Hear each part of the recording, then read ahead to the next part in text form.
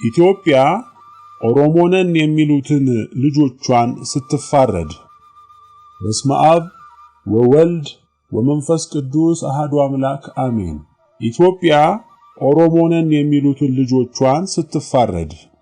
ከላይ ቀደም ብሎ በጥንታዊው የአረማውያን አምልኮ ላይ ስለተመሰረተው ስለ ገና ዛፍ አከባበር ከተሰጠው ሐተታ ጋር በማያያዝ በአገራችን በኢትዮጵያ ይካሄዱ ስለነበሩ ተዛማጅ ልማዶች ተዛማጅ ልምዶች አንዳንድ ኖታዎችን መጠቃቀስ ይቻላል። ይሄውም እስከ ቅርብ ጊዜ ድረስ ዛፉን ቅቤ እየቀቡና ልዩ ልዩ ቀለማት ያላቸውን ጨርቆች በግንዱ ዙሪያ በማሰር እያስጌጡ ባዕድ አምልኳቸውን የሚፈጽሙ ወገኖች እንደነበሩ የሚያስታውሰው ዝክረ ነገር ነው። ጋላ የሚለው ቃል ለማንኛውም ግለሰብ ወይም ጎሳ የሚሰጥ የግብር ስም እንጂ ለተለየ ግለሰብ ወይም ጎሳ የተሰጠ የተጸውዓ ስም አይደለም። ቀድሞ በዘመነ ኦሪት ያልተገረዘ ቀጥሎም በዘመነ ክርስትና ያልተጠመቀ ወገን ሁሉ ጋላ ይባላል። ስለዚህ በዛፍ ላይ ይደረግ የነበረውን ያን የመሰለውን አምልኮ ይፈጽሙ የነበሩ ወገኖች በቅዱሱ ኪዳን ሕዝብ ዘንድ ጋሎች እየተባሉ ይጠሩ የነበሩት ከዚሁ አምልኳቸው እንደነበረ ሊታወቅ ይገባል። ኋላ ግን እነዚያ ወገኖች ፍጥረተ ዓለሙን ሁሉ በፈጠረው በአንድ እግዚአብሔር አምልኮ ላይ የተመሰረተውን የቅዱሱን ኪዳን ሃይማኖት እየተማሩና እያወቁ በፈቃዳቸው ሲገረዙና ሲጠመቁ አምሃራ ወይም ክርስቲያን እየተባሉ የእግዚአብሔር ሕዝብ ሆኑ። በኢትዮጵያዊነታቸውም ኢትዮጵያን ይኸው እስከዛሬ ኢትዮጵያ አሰኝተዋት ኖሩ። እነሆ ዛሬም ይኖራሉ። እነርሱም ራሳችንን ኢትዮጵያውያንን ብለን አምነን ይህን ኢትዮጵያዊነታችንን ሃይማኖት አድርገን ኢትዮጵያ በምትባለው በዚህች ሀገር አንድ የኢትዮጵያ ሕዝብ ሆነን የምንኖረው እኛው ነን። በአሁኑ ጊዜ ግን ራሳቸውን እንደ አንድ የተለየ ብሔረሰብ በመቁጠር መጠሪያቸውንም ቀድሞ በኦሞ ወንዝ አካባቢ ሰፍረው በነበሩት በጥንቶች ነዋሪዎች መታወቂያ ወረ ኦሞ፣ በዛሬው ሕዝባዊ አነጋገር ደግሞ ወረሞ ወይም ኦሮሞ ብለው በመሰየም ማንነታቸውን ለይተው መጓዝ የጀመሩት ወገኖች ይህን የመሰለውን አምልኮ በኢትዮጵያ አንሰራርቶ እንዲቀጥል የሚፈልጉ መሆናቸውን እነሆ በድርጊታቸው እንመለከታለን። ይሁን እንጂ የእነዚህ ወገኖች አባቶችና እናቶች ቀደም ብለው ከፍተኛ መስዋዕትነት በመክፈል ለኢትዮጵያዊነት ዓላማ የፈጸሙትን ታላቅ ሙያና ያበረከቱትን ዘላለማዊ ፍሬ እስቲ ለአንድ አፍታ መለስ ብለን በማስተዋል እንመልከተው። ይህም በጥንቱ ጊዜ በዚህ ረገድ በመለኮታዊው ምስጢርና ኃይል የተከናወነውን ዕጹብ ድንቅ ሥራ የሚያስታውስ ነው። የዚህ ብሔረሰብ አባል የሆነ ማናቸውም ግለሰብ ወንድ ወይም ሴት በቅዱሱ ኪዳን ሃይማኖት ሲያምን እየተጠመቀ በኢትዮጵያ ውስጥ ቀደም ብለው የነበሩት ሌሎች ብሔረሰቦች ኦሮሞው ጭምር ተስማምተው በመሰረቱትና በሚኖሩበት የኢትዮጵያዊነት ህብረተሰብ ውስጥ አባል ይሆናል።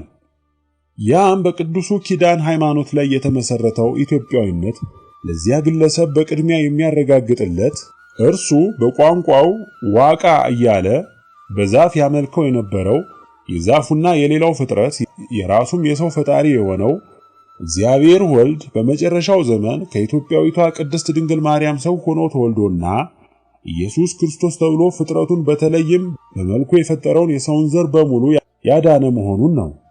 ከዚያ ቀጥሎ ለዚሁ ሰው ለተባለው ፍጡር እርሱ እግዚአብሔር በመጀመሪያ አጎናጽፎት ከነበረው ከመልካሙ የገነት ሕይወት አሸፍቶና አስወጥቶ በባዕድ አምልኮም ስም አስሮ ከሚያሰቃየው ከዲያብሎስ የጭካኔ አገዛዝ ማለትም ከክፋት ከኃጢአትና ከሞት ነፃ ያወጣው መሆኑን ያረጋግጥለታል። በመጨረሻም ያ ግለሰብ በዚህ ዓለም በሚያሳልፈው ምድራዊ ኑሮ ጥላቻና ጦርነት የሌለበትን የሰላምና የብልጽግና ዕድሜን በሚመጣው ዓለም የዘላለምን ሕይወት ያወረሰው መሆኑን ያስተማምንለታል። በዚህ ጊዜ ያ ግለሰብ አማሃራ ሆነ ይባላል። ነፃ ወገን ሆነ ማለት ነው። ቃሉ በግዕዙ ትርጉም ሲተነተን አም ማለት ሕዝብ፣ ሐራ ደግሞ ነፃ ማለት ሲሆን ነፃነቱም ከባዕድ አምልኮ ከዲያብሎስ ወይም ከሰው ተገዥነት ከኃጢአት ቀንበር ከሞት ባለዕዳነት ተላቆ በእግዚአብሔር ልጅነት ለመኖር መብቃት ነው። ቋንቋውና ፊደሉ ይኸው ኢትዮጵያዊ ህብረተሰብ ተስማምቶ የፈጠረው አማርኛ ወይም ኢትዮጵያኛ ይሆናል። ዛሬ በኢትዮጵያ ውስጥ አማራ ተብሎ በኢትዮጵያዊነቱ የሚኮራውና ይህን ኢትዮጵያዊነቱን እያስከበረ ያለው ህብረተሰብ በዚህ መልክ የቅዱስ ኪዳን ህዝብነትን በፈቃዱ እየተቀበለ በጋብቻ ሥርዓት እየተዋሃደና እየተወለደ ከውስጡ የሚነሱትን ጸበኞች እየመከረ እያስታረቀ ከውጭ የሚመጡበትንም ወራሪዎች በእውነተኛ ፍቅር በተጠናከረ ክንዱ እየመለሰ ለረጅም ዘመናት በስምምነት የኖረው ይኸው ራሱ የኦሮሞ ብሔረሰብ ጭምር በስጋ ብቻ ሳይሆን በነፍስና በመንፈስም አንድ የሆነበት ወገን ነው፣ ሌላም አይደለም። እግዚአብሔር ከጥንት ጀምሮ በጥበቡ የሰራው ይህ ኢትዮጵያዊ የሚያሰኘው የህዝብ አንድነት በተለይ ከቅርብ ጊዜ ወዲህ በኢትዮጵያ ምድር ላይ በበለጠ እየሰፋና እየበረከተ የታየው የዛሬ 400 ዓመታት ግድም በ16ኛው ምዕተ ዓመት አህመድ ግራኝ ኢትዮጵያን በወረረ ጊዜ እስከ ህንድ ውቅያኖስ ሲደርስ የነበረው የቅዱሱ ኪዳን መኖሪያ አገር እየተለቀቀ ሲመጣ የኦሮሞ ብሔረሰብ ደግሞ በብዛት እየሰፈረበት በመሄዱ እንደነበረ ይታወሳል።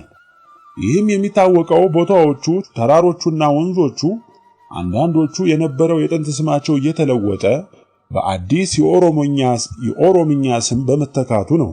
እንግዲህ የዓለሙ ፈጣሪ እግዚአብሔር ቀደም ብሎ በዚህ መጽሐፍ ውስጥ በሰፊው እንደተብራራው የዛሬ 2000 ዓመት ገደማ ሰው የሆነውና መከራን ተቀብሎ በመስቀል ላይ የሞተው በመጨረሻም በትንሣኤው መልካም ሕይወትን ለፍጥረቱ ያበሰረው እኛን በኢትዮጵያ ያለነውን ብሔረሰቦች ብቻ ሳይሆን በምድር ላይ ተበትኖ በዘርና በሃይማኖትም ተለያይቶ የሚኖረውን መላውን የዓለም ሕዝብ አንድ ለማድረግ ስለሆነ ይህን አንድነት ለማፍረስና ለመለየት መሞከር እግዚአብሔር አንድ ያደረገውን ሰው አይለየው የሚለውን መለኮታዊ ቃሉን ማፍረስ ነውና ይህን ወደ መሰለው ክፉ አቅጣጫ ያመራ ዓላማን የተከተሉ ወገኖች ቢኖሩ ይህ አቋማቸው ያው በቅርቡ በኤርትራ መገንጠል ምክንያት የደረሰውን የእልቂት አይነት የሚያስከትል መቅሰፍት መጋበዝ እንዳይሆንባቸው ራሳቸውን በእውነተኛ ንስሐ በጊዜው እያስተካከሉ በቅዱሱ ኪዳን ኢትዮጵያዊነታቸው እንዲጸኑ ከዚህ ውጪ የሆኑትም የራሳቸውን ለዚህ ኢትዮጵያዊነት እንዲያበቁ ባለኝ የኃላፊነት ግዳጅ ሁሉንም አደራ እላለሁ። የዲያብሎስ የሆነው ሐሰት ጎዳናው ጥፋት፣ መጨረሻ ደግሞ ሞት ነው። እግዚአብሔር የሆነችው እውነት ግን መንገዷ ልማት፣ ፍጻሜዋም ሕይወት ነው። ይህን ሁሉም በራሱም በሌላውም ደርሶ አይቶታል። ሌላ ነጋሪ አስተማሪ አያስፈልገውም። ስለዚህ እያንዳንዱ ግለሰብ ለየራሱ ደህንነት ሲል የሚበጀውን አውቆ ተገቢውን ሊፈጽም ይገባል። ለዚህም የቅርቦቹን ጥቂቶቹን አባቶቻችን ለአብነት ብንጠቅስ እነ አጼ በካፋ፣ እነ ራስ አሊ፣ እነ ራስ ጎበና፣ እነ ፊታውራሪ ሀብተ ጊዮርጊስ፣ እነ ደጃዝማች ባልቻ፣ እነ አለቃ ደስታ ነገዎ፣ እነ ደጃዝማች በቀለ ወያ፣ እነ ደጃዝማች ገረሱ ዱኪ፣ እነ ጦር አዝማች ጄኔራል ሙልጌታ ቡሊ፣ እነ ደጃዝማች ክፍሌ፣ እነ ጦር አዝማች ጃጋማ ኬሎ፣ እነ ጦር አዝማች ወልደ ስላሴ በረካ፣ እነ ፊታውራሪ አባይነ ፊኖና ሩጋ አሻሜ ከሌሎቹ ከብዙዎቹ መካከል ለኢትዮጵያዊ ማንነት አንጸባራቂ ከዋክብት ሆነው የሚቀርቡ የኢትዮጵያ ታማኞች ልጆች ናቸው። ታዲያ እኒህንና እነርሱን የመሰሉት የቀሩት ስመጥሮች ጀግኖች አባቶች በየሰላሙ ጊዜ ሆነ በየጦርነቱ ወቅት በኢትዮጵያዊነታቸው ለኢትዮጵያ በመስዋዕትነት የፈጸሙት ታላቅ የአገልግሎት ሙያ ወደር የሌለው ዛሬ ላለውና ለመጪዎቹም የኢትዮጵያ ትውልዶች እንዲህ ባሪያነት ሲጠቀስ የሚኖር መሆኑ እየታወቀ በአሁኑ ዘመን የሚገኝ የኦሮሞ ብሔረሰብ አመራር የያዘው አዝማሚያ ሲታይ እንኳንስ በሕይወተ ሥጋ ቆመውና በሕይወተ ነፍስ ሆነው ድርጊቱን ለሚመለከቱት ለእነርሱና እነርሱን ለመሰሉት ላሉትና ላለፉት ቀርቶ ሕያው ታሪካቸውን ለሚያውቅ በአር ተመልካች እንኳን የቱን ያህል ያሳዝን። በእነዚያ አባቶቹና እናቶቹ እውን ሆኖ የተከሰተውን በዚህም መጽሐፍ ውስጥ የተብራራውን በዓለም ሕዝቦች ዘንድ ማራቶኑ ሩጫ ያለውን ቀዳሚ ስፍራ እንዲይዝ በሚያኮራ መልክ የሚያረጋግጥለትን ኢትዮጵያዊነቱን ትቶ በሌላ ማንነት ለመተካት እየተከተለ ያለውን መንገድ ሲያዩት ምንኛ ያስለቅስ። ይህ ሁሉ ሲሆን እኒያን አባ መላን ፊት አውራሪ ሀፍተ ጊዮርጊስን የመሰሉት ጉምቶቹና በሳሎቹ ሽማግሌዎች ወዴት ሄዱ? ብልህነታቸውና በነገር ስልት አዋቂነታቸው ቆይዋ ሊደር እያሉ ከባዱን ጉዳይ እንዲቃለል ውስብስቡንም ችግር መፍትሄ እንዲያገኝ የማድረግ የተፈጥሮ ችሎታ ያላቸው አዛውንቶች ወዴት ነው ያሉት? ፋሺስት ጣሊያን እንደዚህ እንደዛሬው የኢትዮጵያን ሕዝብ በጎሳና በቋንቋ ሊለያይ የተበተበውን መረብ በዘረጋበት ጊዜ በፋሺስቱ ገዢ ፊት ነጭ ጤፍና ጥቁር ጤፍ አስመጥተው በአውድማ ላይ ለየብቻ በማፍሰስ ካሳዩት በኋላ ቀጥሎ ሁለቱንም አይነት ጤፍ እንዲያደባልቅ አድርገው በልስቲ አሁን ነጩንና ጥቁሩን ጤፍ ለይልኝ ባሉት ጊዜ አይቻለኝም ስላላቸው ይኸውልህ ኢትዮጵያዊ ማለት ይህ ነው ብለው ለእውነት ሲሉ ሳያፍሩ ራሳቸውን ለሞት መስዋዕትነት እስከ ማቅረብ የደረሱ ይህ አይነቱን ሙያ የፈጸሙ አባ ጅፋርን የመሰሉ የአገር ቀንደኞች ዛሬ የሉም ማለት ነውን? በሕይወተ ሥጋ ብቻ ሳይሆን በሕይወተ ነፍስም አንለያይም በማለት ቀሪው ሥጋዬ ከአፄ ምኒልክ አጠገብ ይረፍልኝ የሚለውን ቃላቸው የተፈጸመላቸው የመጀመሪያው የአፄ ምኒልክ የጦር ምሉክ ሚኒስቴር ፊታውራሪ ሀፍተ ጊዮርጊስ ከእርሳቸውና ከሌሎችም ታማኞች ኢትዮጵያውያን ጀግኖችም ጋር የጣሊያንን ጦር አድዋ ላይ ድል ያደረጉት ደጃዝማች ባልቻ አባ ነፍሶ ዛሬ ከየመቃብሮቻቸው ብድግ ብለው እየተካሄደ ያለውን ጉዳይ ቢያዩ ምን ይሉ?